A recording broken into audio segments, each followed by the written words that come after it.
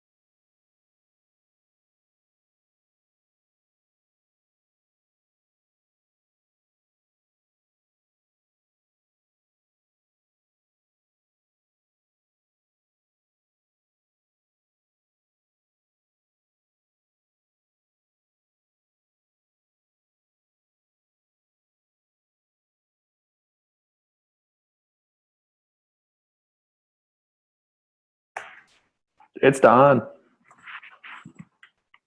Hi, sorry. I'm at this conference that's in my building, but it's been weirdly like so vertigo inducing to be like at a conference inside the place I go every day. Yeah, seriously. You're the psychogeography of it just changes so aggressively, and then you're like, It might be a really small one. The meeting or the conference? The conference was more workshop-y, so it was smaller. But I meant this meeting. Mm-hmm. Yeah, I think it might just be the three of us. That'll look good. That's totally fine because then, yeah. We can just pound out some work. Yeah, we can. We don't actually have to meet. Though it would be great if we're all here. To check in on website stuff. Because I feel like we are the people who've touched website stuff the most recently.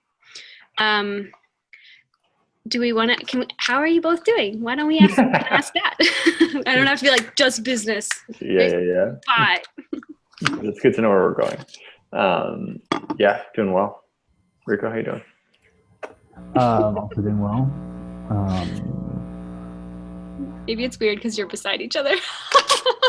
Let's do a high five. Yeah, right at the edges. I'll pretend I'm the high five. Try to unite our screens.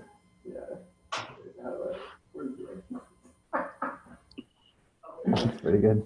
That's the best part. Yeah, recording of this is going to be great. Just Pat Gunn's got this set up so that.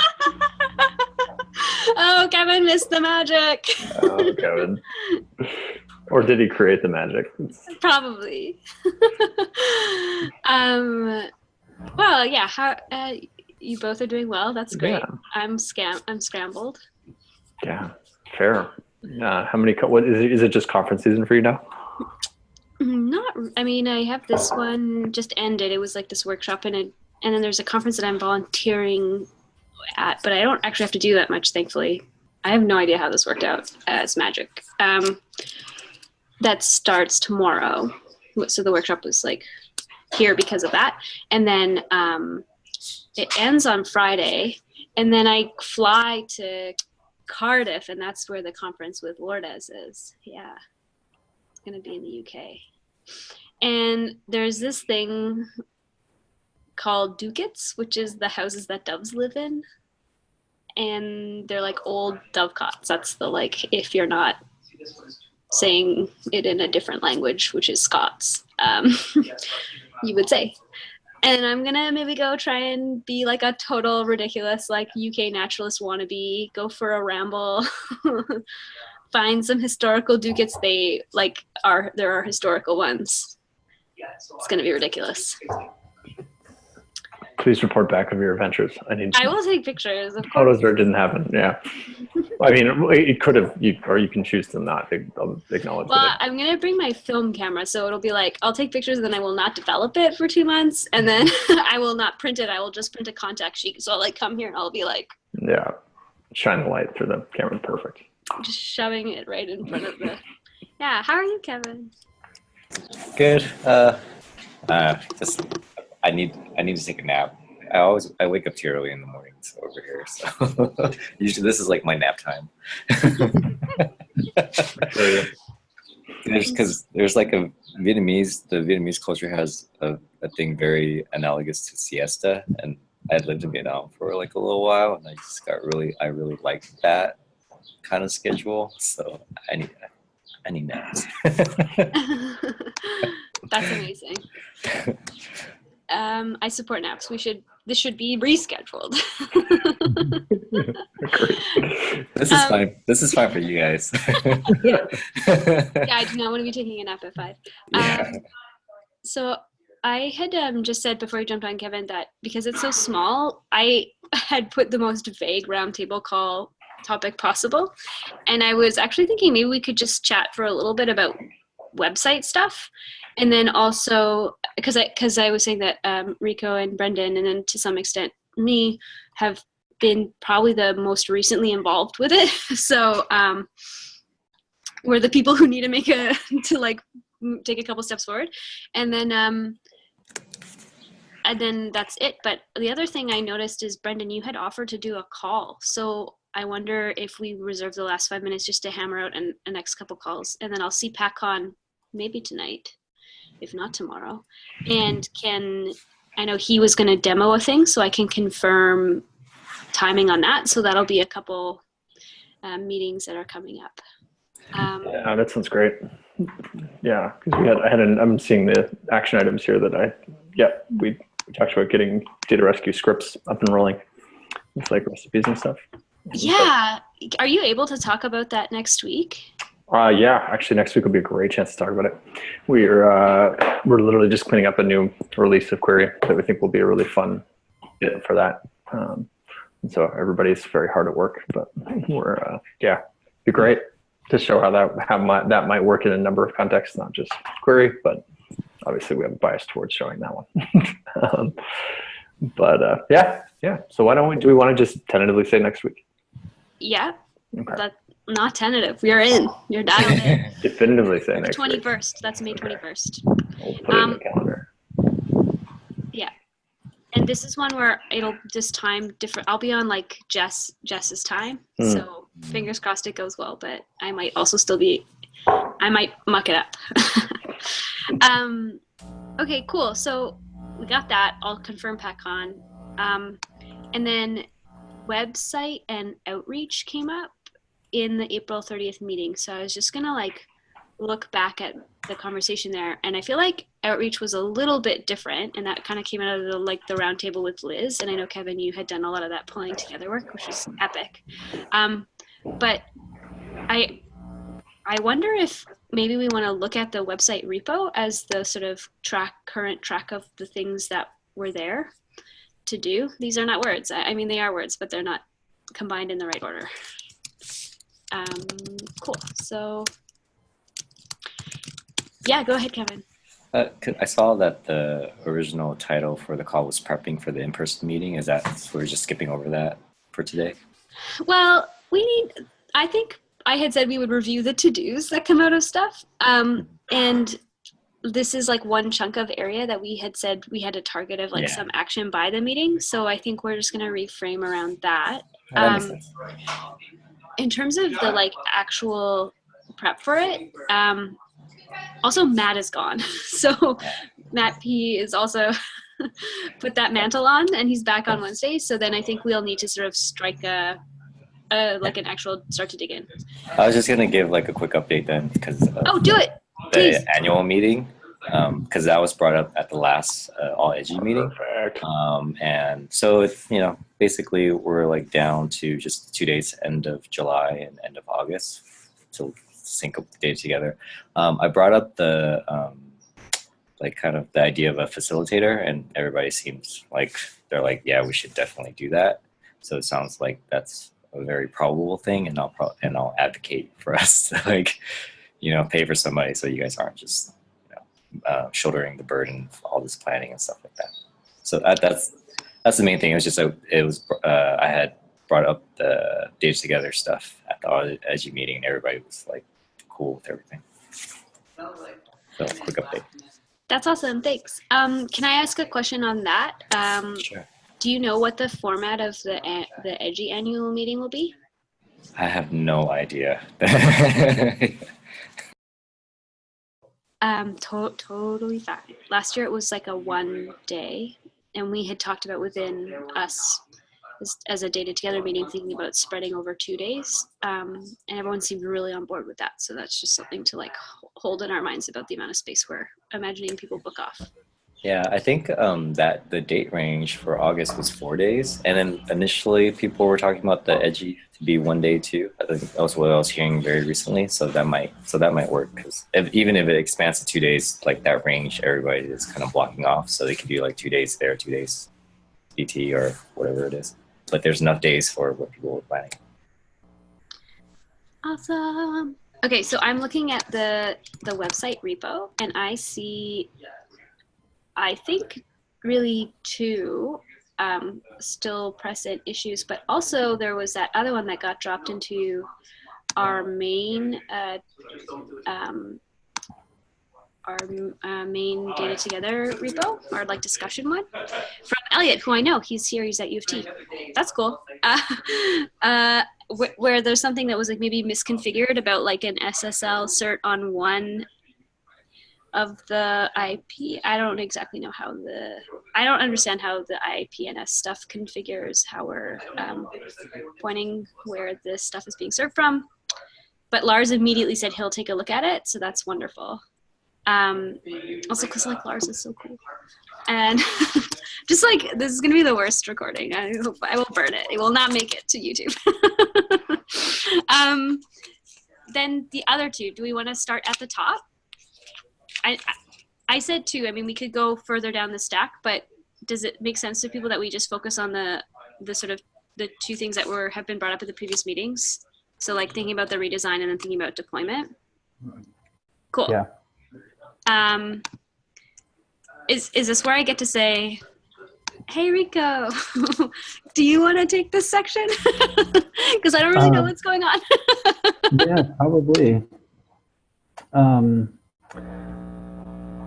So I, from a personal preference, I almost would love to begin at the end and say, and come to an agreement, and this is, I don't know, we've talked a bit around this, but I don't know what the like decision-making mechanism is. But what information makes the cut in terms of being included versus excluded? So the mission, vision, values was something that clear for the need to put something like that in there. The creating an outlet for someone to reach out either to learn more is route one, and then route two is or express endorsement / like putting their name on the wall as someone who supports this project was kind of route two. And then the third one was, or one of the big, I think, outstanding ones was, I think for any organization, for anyone who's coming to their website to get to know a little bit more about them, having some sense of who these people actually are is important. And so getting everybody's opinion about whether they want their face on the website with their name and a little bit of their bio was sort of another thing that we haven't talked about in quite a long time, since I put it up there as a frame and just said, like, I would imagine this would be part of a website that, you know, if I were checking it out, it would be an important part of learning more about the organization and whether or not I wanted anything to do with them. So I actually think that's a pretty important thing to discuss and decide on. And then in terms of the value I added / torch I took was on the information architecture standpoint. So like what information would be displayed and how it's clicked around. The style, it seems like we'll have to redo a lot of that based on the color scheme and the logo that B5 designed. Is that right? The pink and blue. But yeah, maybe it's worth me doing a refresh on those sketch files. And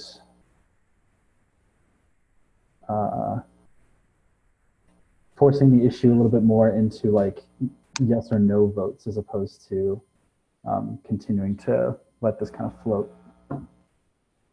That's the best I can do at the top of my head. Yeah, Dawn? Yeah, so I think that in the absence of a decision-making structure, we are framing, I think we need to, I just don't know the right words to put together, but what's going on, I think we're maybe too afraid of like not including everyone in a decision, so we're making no decisions. And that I don't think is a tactic that will serve us well over the next few months, because people are going to be increasingly unavailable. So I think we need to like be fairly proposal driven. So like if you're like, here's a draft, thumbs up, thumbs down on an issue, I think that's okay. Also, we've framed everything as iterative, and I think we can use reconvening all in person to understand what needs to be changed. And so I would say that we need to move and make decisions and do things before that meeting, because if we're at that meeting and we wait till we have a decision-making structure before we do anything, I think it's too long. My sense is that has been how we've been talking about stuff in previous meetings. And so I know with the website stuff, we had said, well, we'll give ourselves a long window, and if people feel motivated to chime in, then we know they're interested in. So I think the fact that I think only 2 or 3 people did should just be looked at as saying, okay, that's what I have to work with for now. I'll put forward the next iteration, but like also just like publish deadlines with proposals, and then we move on those. I think is really kind of where how we have to like broach this, but that's just my sense based on the like previous couple coordinating calls.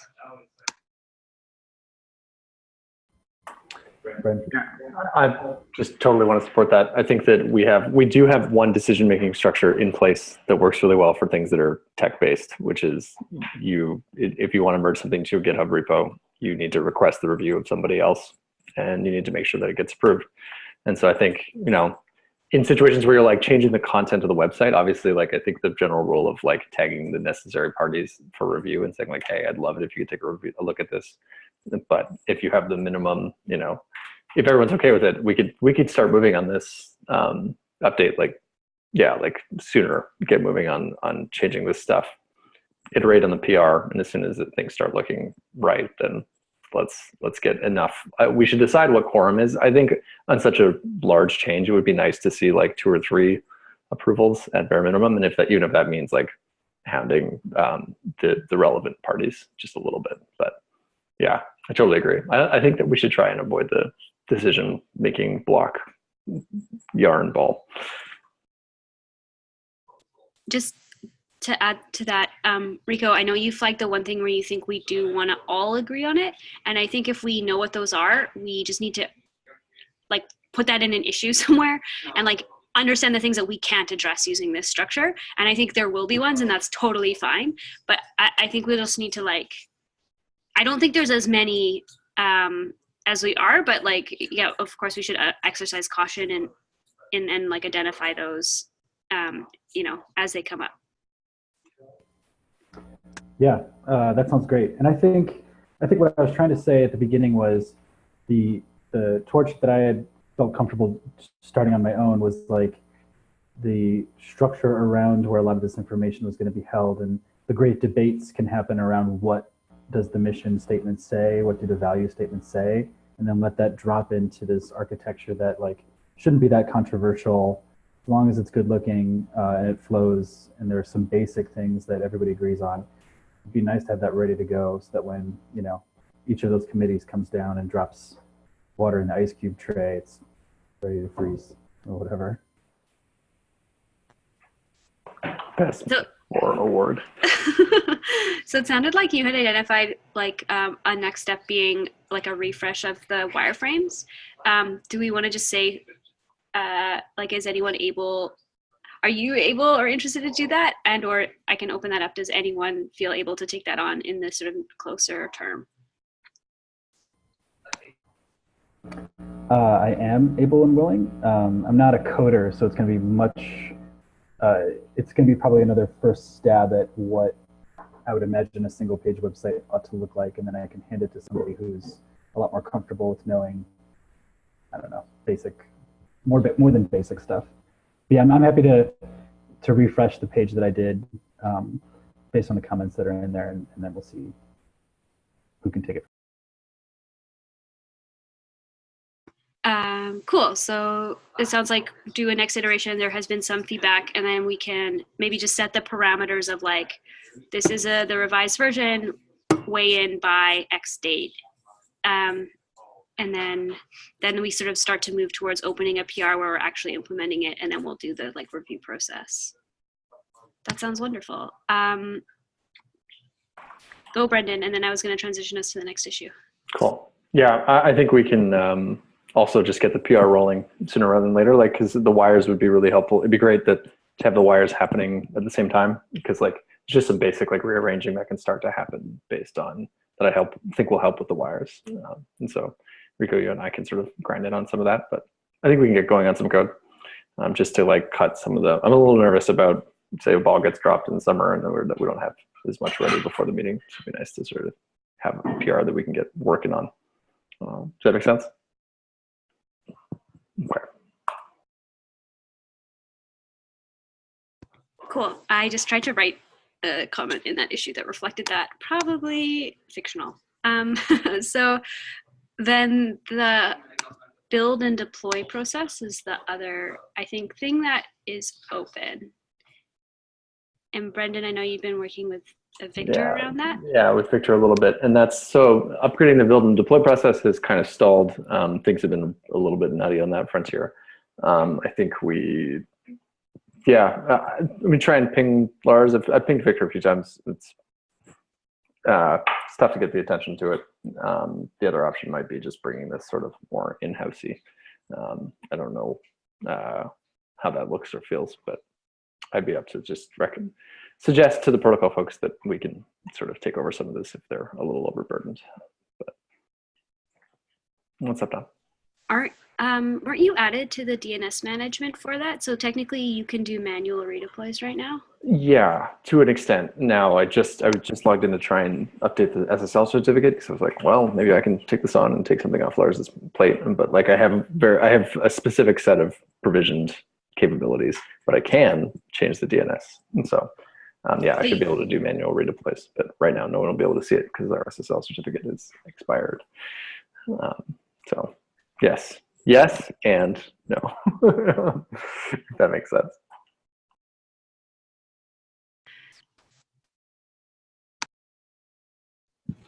Just to ask a quick clarifying question. So Protocol Labs is the ones that are deploying the data together site? It's not, oh, okay. Yeah, so the data together site's actually kind of fun. It's resolved over IPFS. And so they use, so the actual data together website has a hash and you can view it on the distributed web as well as the normal internet. Yeah, which is, I did not know that. That's really okay, that makes a lot of sense. Yeah, we do a similar thing with the query.io site, but it's it creates some like extra. The deploy process gets wonderfully complicated. Okay. Thanks. Yeah, Don, what's up? I'm going to say this and I feel bad, but I'm just going to say it. It's really easy to do it using DAT. And I think we should also aim to host over DAT. I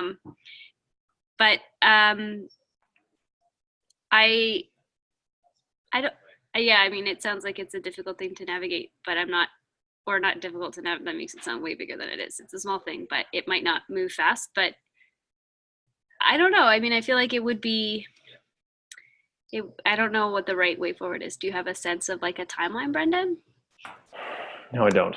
I think we can. Yeah, yeah. I'll get on the horn and we'll see if we can't get some updates on that over this week.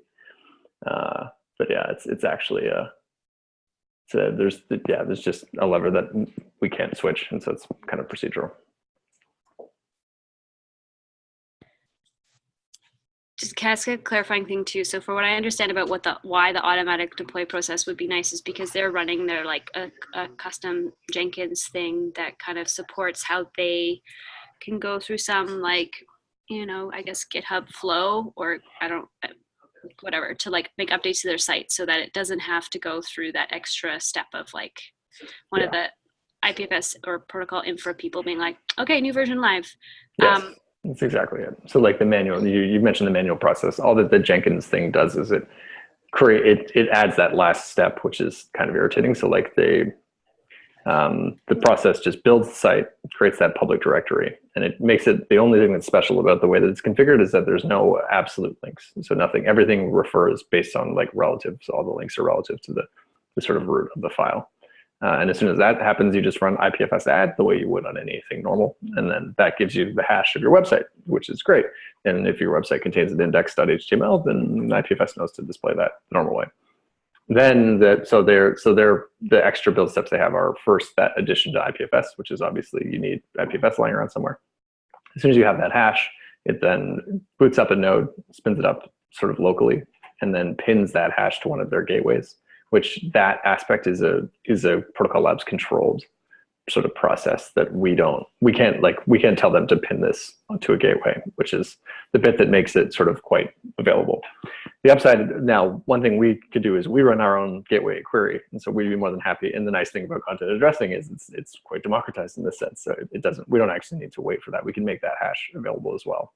The last step that happens after you've pinned the hash and sort of made that data available to a number of places, and you sort of guaranteed, hey, this website's going to load when someone visits this hash.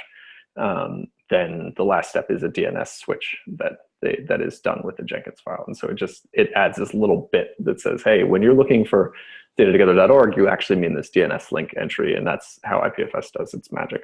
But that's the link between datatogether.org and the sort of distributed web.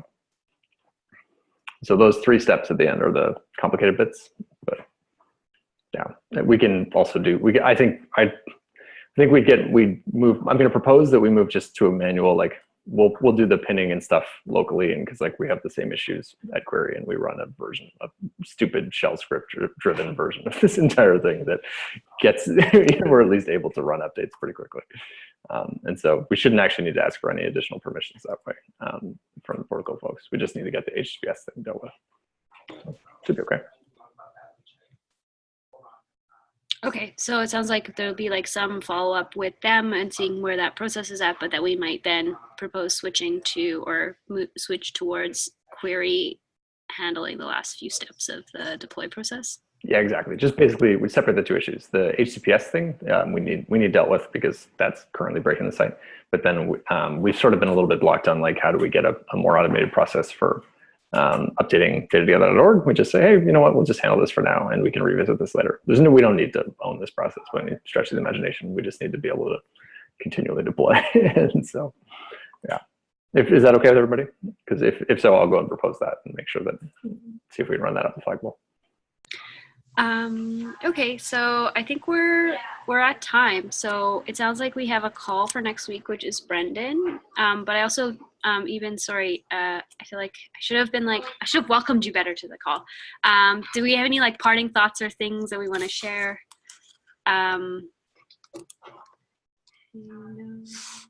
Okay. So maybe I think Rico might have the need of some eyes for feedback and attention on the website wireframes. That might be the sort of thing to keep in mind. That'll be the outcome from this call. Awesome. It's great to see you all. Yeah, woo. Thanks, Bye, everybody. everyone. We'll see you next week. We're going to demo cool stuff next week, so let's do it. Yeah. All right. See ya. Okay.